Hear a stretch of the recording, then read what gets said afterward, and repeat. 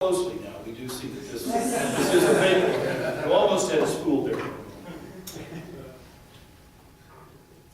Over 30 miles of no man's land in Peru is part of the giant Nazca drawings.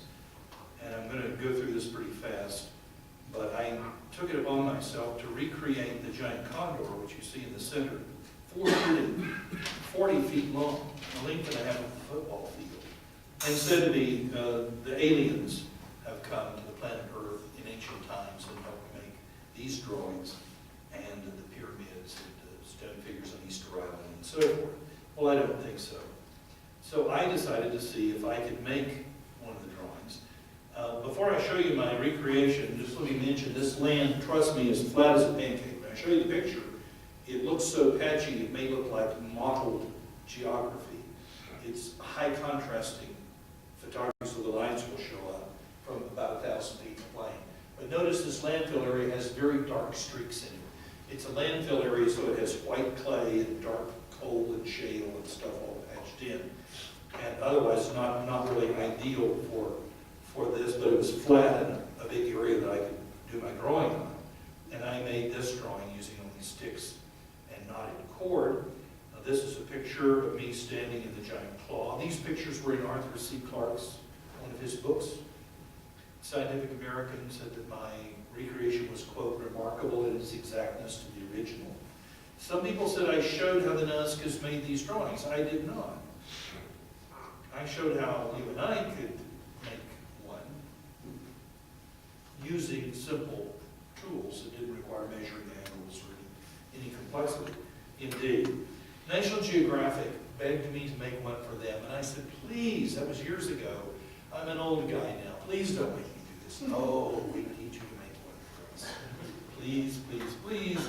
We would love this spider if you'd make the giant spider. And I thought, oh, that's only about a third as big as the giant condor. Maybe I could make that. Okay, I said. So they flew me to a California ranch, and I had a couple people to help me. And the condor took me 2 days. The giant spider, and this is the real Nazca spider, the recreation took a day. And there, ladies and gentlemen, Spider. As they filmed from one of the cherry pickers.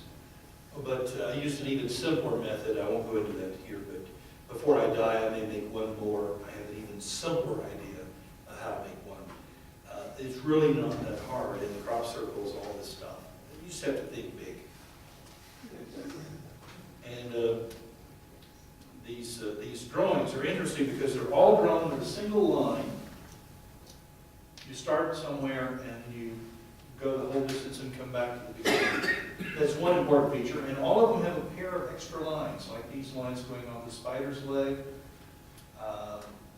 They are the hummingbird's beak, those 2 lines. The monkey has an extra set of lines going up to the base of the tail. Now, what is that about? For a long time, I thought the continuous line effect was just that they plotted points and connected them as they went. That makes sense, right? But it doesn't account for the extra lines, and I just didn't know what to make of that. I have now changed my thinking, and I think there's a group of Nazca experts like Anthony Abini and Colgate who's done a huge amount of research. I think we're pretty much in agreement about this. Let me just tell you what happens. If you walk in one of those extraneous lines and keep walking, you will traverse the whole figure and walk out the other line. And we're now realizing these were giant labyrinths in the desert. These were ritual walking paths. Why? Probably these were totemic figures of some kind and must have gained some kind of power and magic ritual to whatever. But people used to think they were made large to be seen by the gods in the sky, and they may have been. That may have been another reason they were made large. But that they were ritual walking paths, I am virtually certain of that. And I invite anybody who's got a hypothesis that will explain both of those characteristics, the extraneous lines and the continuous figure, because the Nazca's other drawings on their pottery and stuff are not continuous line. They're drawn with the body, lift the pen, draw the head, lift the pen, draw a wing. They're done the usual way. These are special.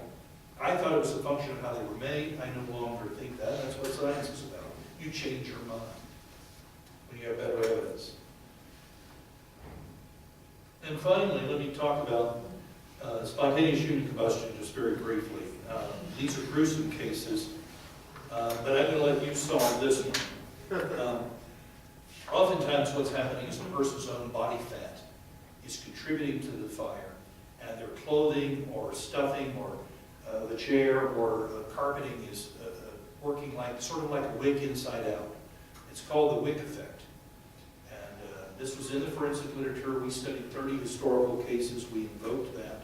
The believers in spontaneous human combustion laughed at us, wick effect, but finally John DeHaan, one of the nation's top fire experts, who mentioned my work in his book, Fire Investigation book, he decided to put it to the test, and he burned the carcass of a pig, and the wick effect is known as a scientific fact. Absolutely a fact. But this one is so easy to solve, I'm going to let you solve it quickly. Case in England.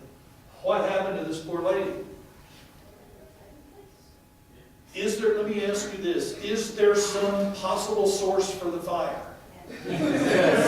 Okay, see, we're often told, oh no, there's no case. Oh, but Mrs. Reeser was last seen smoking a cigarette after she'd taken Seconal sleeping tablets and was wearing flammable night clothes. Hello?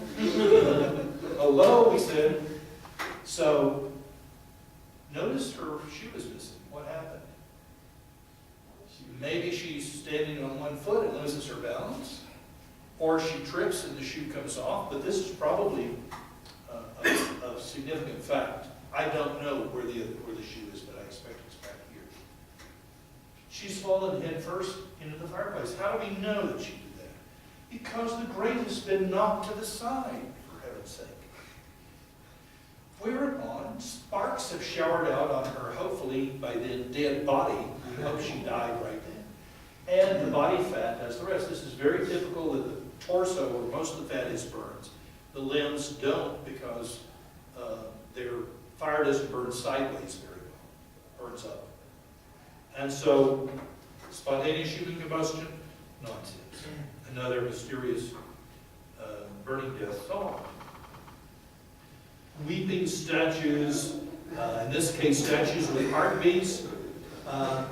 I did this for Atlanta Channel 5. My skeptical friends laughed when I took out the stethoscope, and I said, what's the laughter? We're told that the statues have heartbeats. Of course I brought a stethoscope. Wipe the smile off your face. We're investigators here. Well, it turns out the recipients didn't bring stethoscopes. They were reaching up and feeling, and probably feeling the pulse in their own thumb. Rosaries turning to gold? No, they're rubbing off the thin silver plating and the brass is showing through. Photographs of the golden door. You aim your Polaroid camera at the sun, quickly take a snapshot. The picture's developed, no trickery, no photographic fraud. And instead of the sun, golden door, the gateway to heaven mentioned in Revelation. Not really. Not really. Here is the aperture of a Polaroid one-step camera, and that's just, it's not the doorway to heaven, it's the doorway into the camera. A weeping icon, this particular one, this priest, I thought he looked familiar. He had a previous weeping icon. This one was in Toronto. He had a previous one in Queens, New York. And this time the parent church, Greek Orthodox Church, asked me to come back and investigate. I investigated first with Toronto Sun newspaper. They asked me to come back. Here I am with the attorney for the church and a detective from the Imperial Provincial Police Broad Squad. And I took samples, and the results are that the church, on my recommendation, pronounced this pious hoax. And it turned out that that particular priest had been defrocked as a priest in Athens for working in a brothel. Need I say more? So this is the. I just want to close with this. My work as a miracle investigator, like I've just shown you quickly, was the subject of a movie called The Reaping. The lead role was played by Laurie Swank. Who read my book, Looking for a Miracle. I talked to a scriptwriter.